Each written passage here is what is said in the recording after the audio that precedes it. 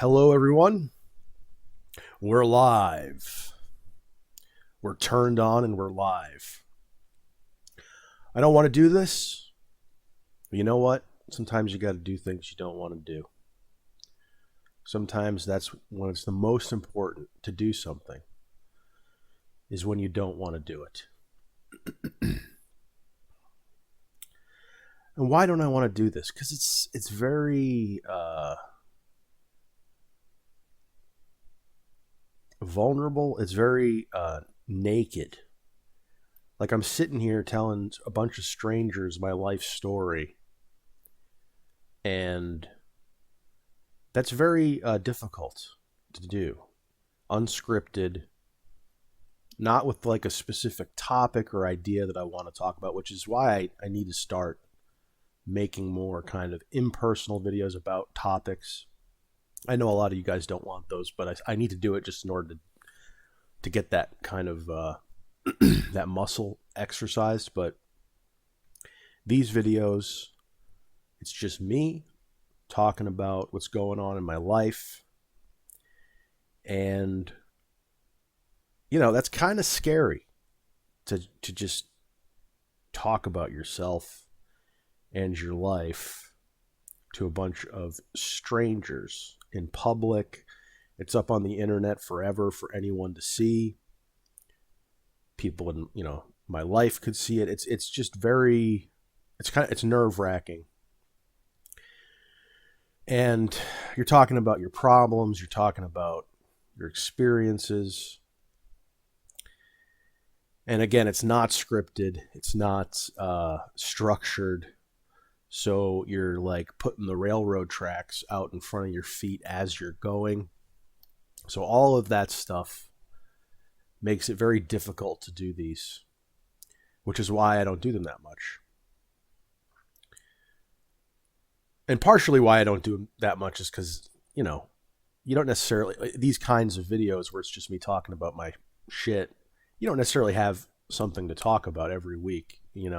Life goes on. You get into a routine. You just don't have anything to say if it's on this kind of subject, So I don't want to do this because I'm putting myself out there and it's nerve-wracking, and I never feel like I'm giving good enough quality of a video.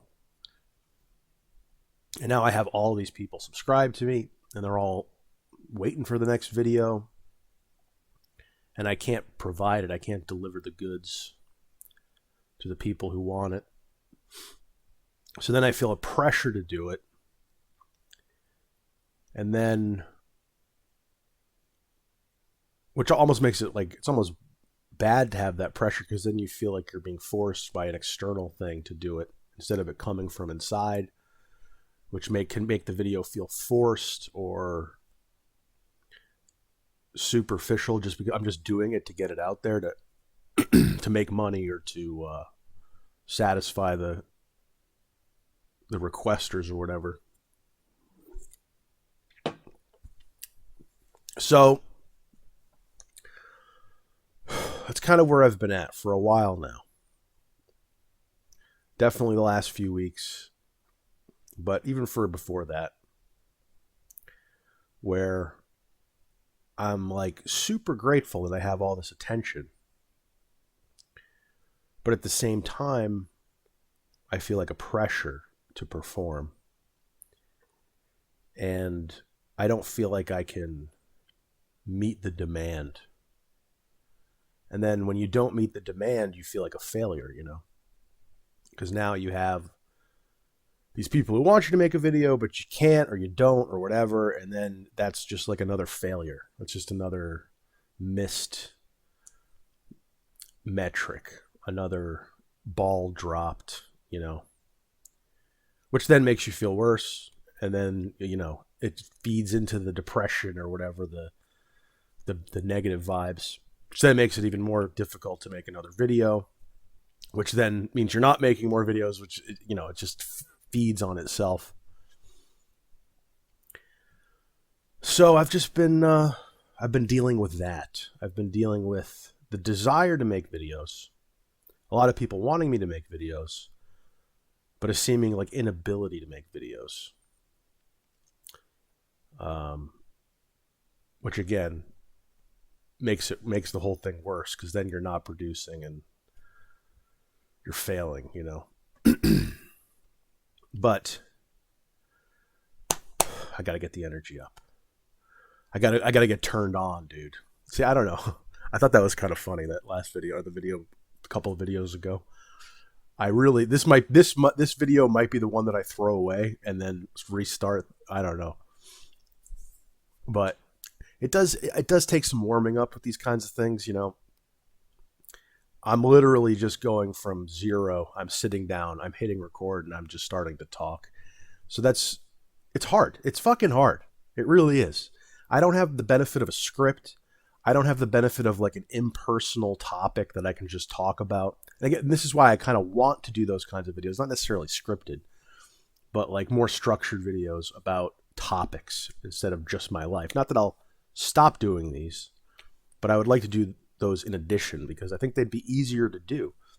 They're less vulnerable, less nerve-wracking to create. You have some kind of structure to kind of guide what you're doing, which means that it's not like I feel like I'm whenever I do one of these videos, it's like I'm jumping off of a cliff and I don't know what's going to happen. You know, am I going to land on the rocks and die?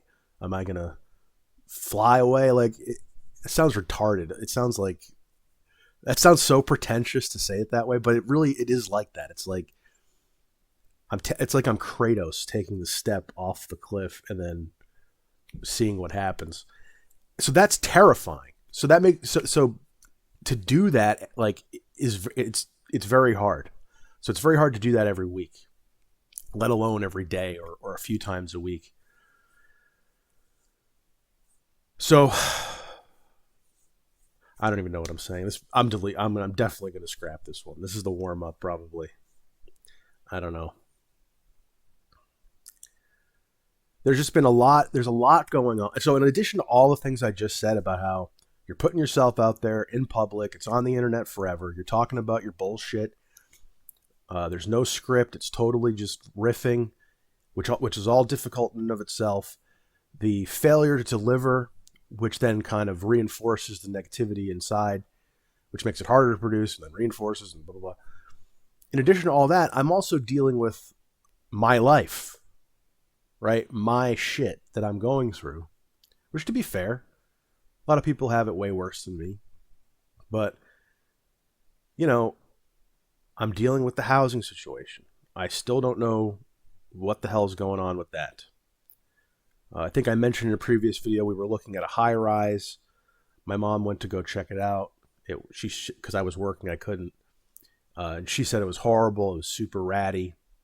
Apparently someone got murdered in the stairwell of that place recently. So we're not doing that one. And that one was, you know, on paper it was a really good deal because they were taking the pets. A bunch of the utilities were included with the rent and the pet rent. It was within it was affordable. It was a lot closer to where I work, so the commute would have been better for me. So on paper, other than it being a high rise in the city, it was a really good deal. But it was sketchy, and so that fell through. And now we found that because our credit scores are so bad, we can't even get a fucking apartment anymore. So we had to ask my uncle to be a co-signer, and God bless him, he said yes. But so then that, you know, the fact that it's now going to be difficult for us to get a place, were it not for my uncle, adds to that stress. So, I mean, I don't know how much longer I have in this house. I've lived in this house for like 15 years. I've lived in this place. I don't know if I said this on the video. I've lived in this house longer than I've lived anywhere in my life. Because like all through my childhood, we moved around. I never lived in one place for more than a few years. Then I moved to like the place where I lived for most of my high school. I lived there for like 4 or 5 years. And then I moved here when I was like 21. And I've lived here since I was 21. So that's 14 years. Coming up on 15 years. And it's a beautiful place. It's a beautiful area. The air is clean and crisp, and we're in the country. It's fucking majestic. And I don't know how much longer I'm going to be here. I could be out of here in a month, couple of months. Maybe we'll wait. Who knows? Maybe we'll wait until April and move into that house with the flaky landlord. I don't know. Um, but like that is weighing on me significantly. Is the fact that I'm not going to be in this house for much longer. And wherever I go, even if it's the house with the lady, it's going to be worse than this. It's going to be smaller. It's not going to be as nice of an area. We're going to have to pay a bunch of money in rent that we're not paying right now. So that is on my horizon. That is severely weighing me down. In addition to the stress of YouTube, of feeling that pressure to produce and not meeting it. In addition to the new job I just got, I've been working there for a little over a month and a week about. And that's a whole adjustment as well. It's a new job. It's kind of a high stakes job. Like my last job, pushing carts. Who gives a shit, right? You're pushing carts. There's no pressure. It's the bottom of the barrel. So in a way, there was not a lot of stress with it. But with this job, like I have to be in on time. I have to work and I have to produce. I have to look good. I have to shave and dress nice, and I have to integrate into an office culture and community. And and I'm this weird fucking autistic schizo guy. So that's really hard for me. Like I'm much more suited for blue collar. And now I'm working white collar again. I worked white collar for a long time, but it was, I was the Nepo baby. So it was a little different. In this one, it's much more on me to integrate into the job and fit and perform and keep it. And I'm still in that 90-day probationary period. So there's that whole element of it. So that's been really stressful too, having to get up at 7 every morning. I know all the people who work 100-hour weeks, are going to roll their eyes at that, but whatever. Everybody's different. I'm not cut out. I'm not suited for getting up at 7 in the morning. I'm working on it. I'm getting into it, but that's all very stressful. It's all, you're working all day. You're tired. I know office work. Hey man, office work can be draining in its own way. When you're sitting there staring at spreadsheets for 8 hours a day, it's not physically taxing, but it can be mentally draining. So that's stressful. That's an adjustment. It's a big major life adjustment to get into a new job. That's an important job that there's stakes and you have to apply yourself and perform and produce at to keep it, and you need it. You need the money. If I had to go back to pushing carts, the kind of pay that they would give would be very hard to make rent with that. With this job, I can just make the rent. So I need to keep this job. So that pressure's on me. And there's good aspects. I'm not saying the job is horrible or anything. Even though I think prefer the work of the cart pushing more, honestly, because you're outside, you're getting exercise. There is something kind of enjoyable about the more cerebral stuff that I'm doing at this job. They're just starting to move me up the kind of hierarchy of duties. For the last month, I've been doing the most mindless, rote, robotic, AI replaceable quality control work imaginable. Just looking for signatures and dates, making sure that box is checked off, making sure that document is in the file, the most rudimentary stuff ever. And I did that for a month. And so that was mind numbing. But now they're starting to slowly move me into more complicated stuff where I have to actually analyze a little more, occasionally do some basic arithmetic, maybe make phone calls, which I hate making phone calls, but it's more complex, it's more involved. So hopefully over time the work gets a little bit less mind numbing. And it's really, it is nice, especially this time of year, to be indoors. I know I was saying I liked being outdoors, but I don't like being outdoors in the winter when it's 10 degrees out and it's snowing and it's raining and it's sleeting and it's, so I definitely appreciate not having to work outdoors in this weather. And really, the weather around here is only good for like, at most 6 months out of the year. So half the year you're working in really difficult weather conditions outdoors. So there's definitely the benefit of that. um, and the other thing is, because now I'm sitting at a desk all day indoors, I'm getting less sun and I'm getting less exercise. So I've gained a bunch of weight, and I think it's affected my mental too, because even though I did kind of hate that last cart pushing job because of the inconsistency of the hours, that's another thing. Being able to have weekends every Friday, you get off and you have a weekend, and it's consistent every week, and you can bet on it. That is awesome. That last job, you could have a Monday off, then next you have a Thursday off.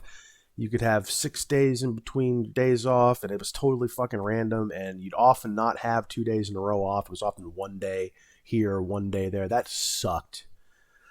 So the consistent weekends is I can't understate it.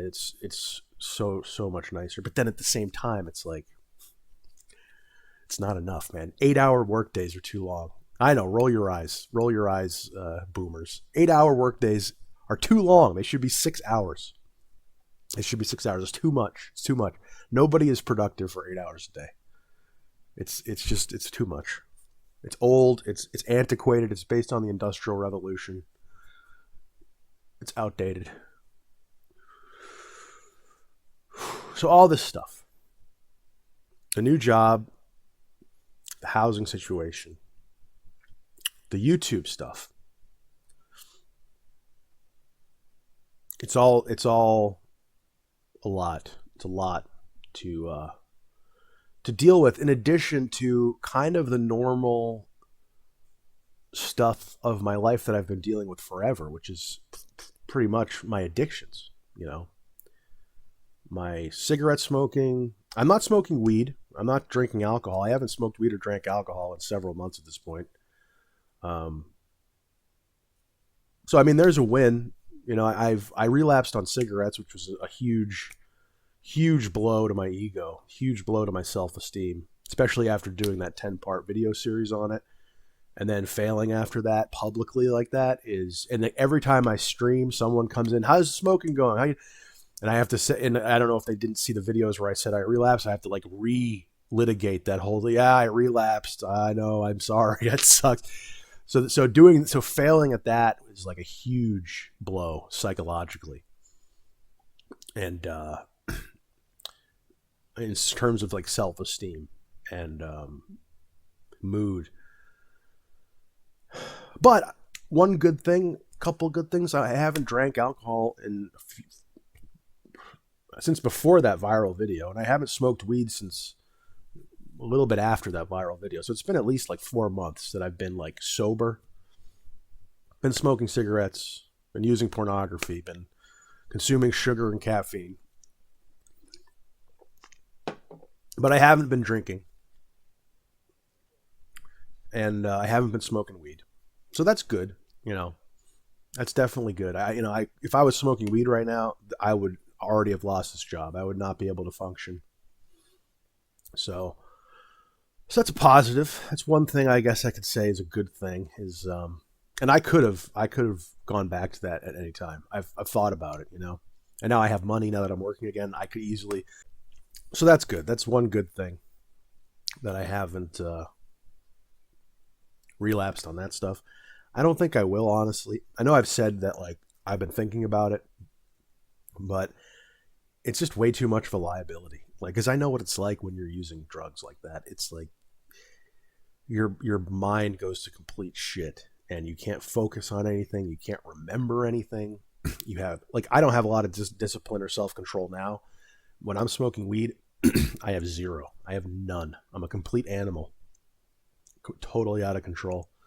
And I just can't afford to put myself in that position now. This house is going away. I need a job. I need to keep this job. I need to pay rent. I just don't have time for weed. I just don't have the option, which is good. That's the thing. the reason I kind of got, I think, into this situation of out of control is because I haven't had the pressures of the world to channel me in a direction, because I've always been living at home. I've never had to make rent. I've never had that pressure and that need to produce and function. So I was able to just go crazy, But now that reality is crashing down upon me, it's kind of like honing me and forging me into an adult a little bit. But that itself is a very painful process, and it's a very difficult process. And it's forcing me to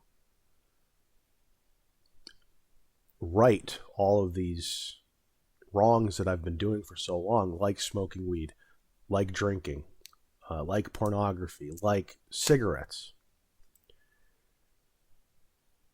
And now, in addition to that, of the pressure of life, economics, I've got this added pressure of the YouTube thing, because now all of you guys are watching this, right? And part of me is like, that's a good thing, because it's another layer of accountability and pressure. But I also wonder how healthy it is to have a bunch of strangers watching you like you're in a zoo, right? And what that kind of does to your motivation, and like, are you doing it for you? Are you doing it for them? Are you doing it because you feel like you have to, because you want to avoid embarrassment and public shame? And then part of me is like, well, maybe that's a good thing, like, because if it helps, if it's just an added layer of pressure from the outside to kind of hone that diamond, maybe it's a good thing. But then also, like, part of me thinks maybe it's a bad thing. Maybe it's unhealthy. It's unnatural. It's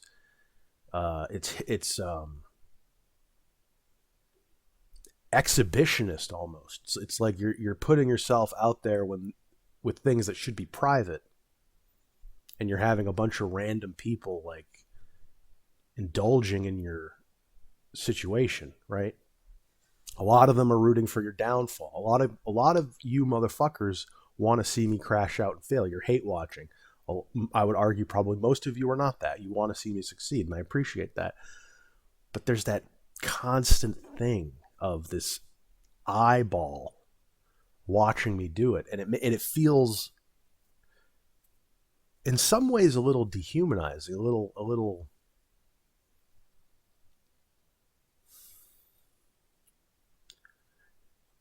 It's almost like I'm doing it for, instead of doing it because I need to and because it'll help me in my life, I'm doing it for money, for ad revenue. I'm doing it for narcissistic supply, for the attention, because I love the attention. Whenever I release a new video and I see the views go up and I get the comments and I get more subs, it fuels me a little bit, And I wonder if, like,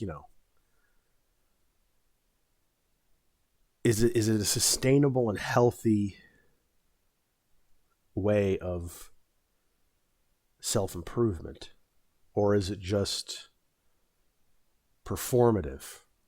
And is it even is it possible or desirable to kind of combine my life and my self-improvement with other people's entertainment? Like, you can't self-improve for other people's entertainment. It's almost like I'm commodifying myself, right, in my life. It's like I'm lowering my life to this, like, product for a bunch of people to derive pleasure from, which feels kind of weird. But that also might be a negative depressive interpretation of it. You could also look at it from the perspective that it's a bunch of people who are in similar situations who just need somebody else in the world to see them struggling with what they're struggling with so that they can kind of see how it's done, or at the very least not feel alone in what they're doing, right? Give them hope that it's possible. And then when I think of that, it's like the pressure of that. It's like people come into my streams and they're like, your videos are helping me with my depression. You're my hero. Like that freaks me the fuck out, dude. Like, I'm not your hero, man. Like, I'm just a degenerate YouTuber, okay? Like, but then it's like I'm in that situation. And now we've got people outside the door and I gotta be quiet. I hate not having my own place, dude. I really do. It fucking sucks. You never have privacy. Give me a minute here. Okay, I think they're gone. I think the Nazis have left. We can continue conversing now. Like I was saying, like, but then, you know, while that does feel, it's almost like not fair to me to have this pressure from all these other people, outside people. It doesn't feel healthy and natural when you're trying to deal with your personal issues. I also and also these people who then say that I'm helping them and that these videos are really helping them get through some shit. And it's like, you know, I didn't choose that. I didn't want that. But I kind of did, you know, even though I didn't expect anyone to see that video, I really didn't, you know, which is why that video was so like raw and real, is because I didn't expect anyone to watch it. So the pressure was like super low. So, but I did kind of choose it. And I feel like I almost have like a responsibility now to these people who are saying I'm helping them to continue doing this and improve for their sake. But then there it is. Improve for their sake. That's not how it works, right? You can't improve you can't improve for other people. And you can't improve because you feel like you have a duty to improve yourself for other people. That is a recipe for disaster. You're going to start resenting those people. And in a way, I have kind of resented my audience a little bit because I feel this. I mean, come to my streams, you know. We do it a little tongue-in-cheek. It's kind of fun and playful. But, like, there's a bit of a tension there because I feel like I'm this object, right? This thing for other people that other people are dependent on, which kind of boxes you in of what you can do and foists upon you a kind of and this seems so fucking pretentious to say, like, I'm Jesus, I'm the sacrificial lamb. I mean, it really is like narcissistic craziness, but there is some truth to it, because there are all these people who say that I'm helping them, and there are all these people who say they're going through some real shit and my videos have helped them. And then I feel a kind of responsibility to these people to help them, to continue helping them doing what I'm doing. So this is where I'm at. I'm stuck. It's like I want to self-improve for myself. And I feel like I do have a genuine responsibility to some of this audience who are being helped by them. But then that responsibility creates this kind of dependency and almost an adversarialness to it, where it's like you're forcing me to get my shit together. And it's like, I don't like that, you know? I don't like feeling like I'm being forced. But then that could be immaturity on my part, not wanting to feel like you have connections to other people and responsibilities to other people. I've lived my whole life in a hedonistic I don't want to say selfish for certain reasons, certain philosophical reasons, but in a very atomized and isolated way without any kind of connections or responsibilities to other people. And now I've got this YouTube thing that's kind of creating these connections and these responsibilities to other people that I don't really have a lot of experience with, number one. And number two, it's in a very weird, unnatural, strange form. Normally, you have responsibilities and connections to your immediate people, your family, your friends, people in your proximity. This is like creating these connections with a bunch of fucking strangers, thousands of strangers on the internet that I don't know, but at the same time, there still is that connection. And I don't think like the human brain is like evolved to deal with that properly. So it's simultaneously inspiring for me and deflating and defeating, because it's this. I don't even know what I want to say. Like I'm struggling to even like put it into words here. And all while I'm doing this, there's this insecurity where I feel like I'm a narcissistic, delusional, pompous, up my ass. I think I'm more important than I am. Like, it's like,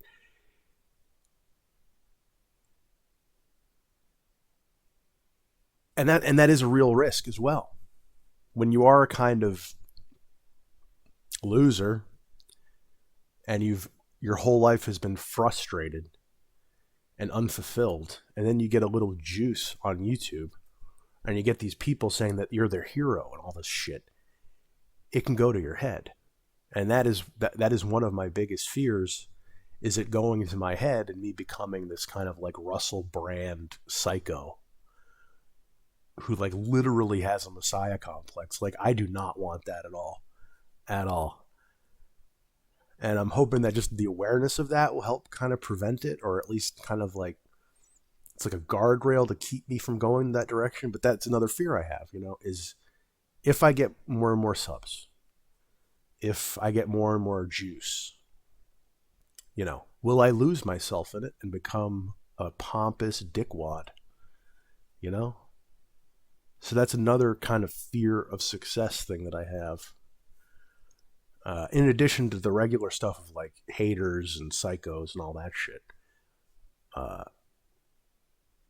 there's the fear of letting the success run away with me, kind of. So all of that, combined with the stuff that I would be dealing with if this YouTube didn't exist at all, the housing, the addictions, my mom getting older, and she's in a rough way too, physically and emotionally. She's dealing with a lot of the same stuff I'm dealing with the housing and the money situation and all that. So all of this stuff is all together, all at once. And I'm doing it all, and I'm dealing with it all in front of thousands of strangers, which is a mind fuck. It really is. And the number is crazy too. Like, I have almost 30,000 subs now. I don't pull anywhere near that in views. I'm lucky if I get 20,000 views, but I have almost 30,000 subs. And I see these YouTubers who have great content, way better content than me, structured, takes them dozens of hours to make these videos, and it's good content. And they have like 10,000 subs or 3,000 subs. And they're super smart, and they're providing real content, and they've been doing it for years. And they have like a third of my subs. And like, I feel like I don't deserve it. I don't deserve the subs. And even now I'm saying that, it's like, oh, you're being false humble. It's true. It's like the kind of level of success of that viral video, I feel like it outmatches my capacity to deliver on it, which then makes you feel even worse and makes you feel like you're even more of a failure, which then makes it harder to continue doing it. So all of this, all of that shit, all together, the new job, my mother, the financial situation, the housing, the YouTube, the addictions, all of it, as I'm dealing with all of that all at the same time, all together, while also being like a weak, hedonistic person who doesn't have strength and is not a hero, is not, I hate even saying that fucking word, is not a paragon, is not. I'm just a guy, and I'm not even a particularly impressive guy, and I've got all of that ball of shit whirling around my head right now, which makes it very easy to get depressed and anxious and isolated, and it makes it very hard to produce these videos, which is why I haven't really been making videos that much. I'd like to continue making videos. I'm not giving up. Like I'm not, this isn't me saying I'm quitting. This is just me explaining where I've been at for the last few months since that video blew up. And explaining like why, maybe it's been hard for me to produce a video every week. But like I said, I'm not giving up. This isn't the end of the Snooks channel. It's just a check-in to get you guys to know where my head is at. I do have some goals for 2026. I want to get to 50K. I think that's pretty easy, honestly. I feel like I'm underselling the potential. I don't want to say 100K. I don't think 100K is realistic, although who knows. 50K. If I can get to 50K this year, subs, I think that'll be pretty good. I want to quit smoking. Still haven't done that, by the way. When I do that, I'm not going to make any video series bullshit. Not that again. When I did it at the time, I think there was innocence in what I did. I really did think that the pressure, right? And this is again the thing, the external. You're placing the power externally, right? Which doesn't work. But I did think that the pressure of the public, perception, embarrassment, and shame would keep me from relapsing. It didn't. But when I do quit, I'm not going to make a big hullabaloo about it. I'll just do it. And one day I'll just make a video saying like, "Hey, I've been off cigarettes for a month." That's how I'll address it. But that is my goal this year. One of my goals this year is to quit cigarettes, hit 50K, and maybe lose 50 pounds. Lose 50 pounds and get to the point where I can do. And maybe this is a low ball number, but I don't want to overcommit because I don't want to fail. I want to be able to do it. I want to be able to do 15 real push-ups. And if I'm able to get to that point, maybe I'll record myself doing it. I want to be able to do 15 in a row, good form, solid, real, not against a wall, not on your knees, real push-ups. So, and I want to be able to keep this job. I don't want to get fired from this job. So far, this job seems to be going okay. For the most part, I'm getting in on time. For the most part.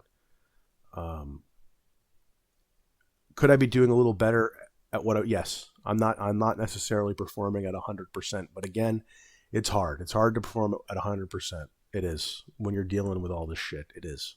But I recognize that I'm not, and I want to do better. I'm not doing bad, don't get me wrong, but I could be doing a little better. The manager seems to like me. She does seem to like me. I am doing good work. I have received good feedback from people that I work with on my performance, so I just need to really focus on that and do better, get better. So I want to keep this job. I want to lose 50 pounds. I want to do 15 push-ups. I want to hit 50K subs. I want to quit smoking cigarettes. And maybe, I don't even want to say this because I don't want to commit to it. Maybe reopen communication with my sisters, my two sisters who I haven't talked to in many years. Maybe start to kind of bridge those relationships. But yeah, I think I'm all talked out for now. I mean, I've said everything I think I can say. When's the next video going to be? I don't know. Tomorrow? A week from now? A month from now? I don't know. I have no idea. What's it going to be on? I don't know. Will it be a life update? I don't know. Will it be a random topic I want to talk about? I don't know. I don't know. But I do know that I'm not quitting. I do know that there will be more videos. And again, like, I need the fucking money, bro. Like, I need to put out a video every week so that I can fucking make rent. So, and then there's that whole thing. That's a whole other pressure, the monetary pressure to produce. And then you're not. And then, again, the feedback loop of failure. But yeah, I don't know. There will be more videos. For sure, there will be. Can't give you a timeline. Once every 2 weeks seems to be doable. It seems to be something I've kind of fallen into. I know you guys want more than that. Well, you know, it is what it is. I can only produce what I can produce. I can say that I'd like to produce more, and hopefully I do. But hopefully now, after watching this, you get a little bit of an insight into where my head has been at. Maybe why it's been harder for me to make videos as consistently as you would like. But I do appreciate everybody who is watching these. People who want to see me succeed. I really, it's hard for me to accept positivity from people. It is. But I'm trying to learn how to be more, I guess, gregarious with people. And, maybe that's another goal for this year, is stop being such a walled off prick. So we'll see how that develops. So anyway, thank you for watching this, everybody. I'll see you on the next one. I'll see you on the next one. We'll be turned on next time. Hopefully. Thanks for watching, you guys. Take it easy. Hope you have a good week. Hope you have a good year. Good 2026. Good luck.